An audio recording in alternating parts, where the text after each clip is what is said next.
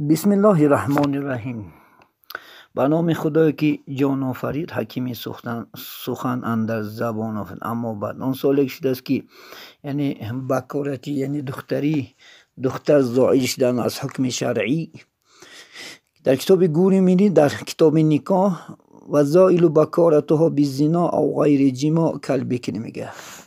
یعنی زنی که میگه زائل شد یعنی برفت باشد بکارت دختری به سبب زنا یا به سبب غیر زنا، چون که مثال یک جوار سخت پره هم یا که به سبب حیض یعنی سخت خنی حیضی یعنی دختری اومدنش بسیار، یا که از سبب جراحت یعنی رسیدن یعنی بکارتی دختر زائل شوم، حکم یعنی بکر دختری در بر میگیره.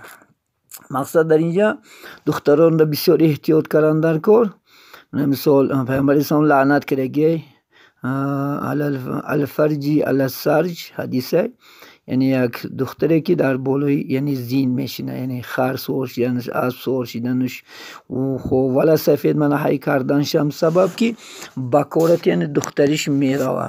با سبب چو اینا لعنت کردن، چون که وقتی که وی سوهای کردن میگیره و با سبب جنبش لذت برده یعنی چیدن میگیرد، یعنی شهوتش یعنی خوری چیدن میگیره، آخر عاقبت ای مردش که میکنه ای مردکم یعنی دلش میمونه اون دختره. برای همین بسیار دخترکاش که احتیاط داره ای چیزا خدا خواهدش. لیکن گرچه وی با ایستادن بکادونه که امروز نزد مردم ما اثبات کرد داده نتونست، سبب که بسیار یعنی جوانا خونه داشت هستیان درست مده پیشمون حیش یعنی شکایت دارن که یعنی همسرم دختر نبولمد. وقتی که ما پرسجو میکنیم یگان کاری هم نکرسته که از سببا شوم نه که نزد مردم و ما حجت کردم بسیار دشوار شده. برادر همین دخترات نخدا خود بسیار احتیاط کنه، بسیار احتیاط، چون که در یعنی نزد مردم ما و شما البته بکارتی دختر به حساب گرفته من با بهای قیمت 50,000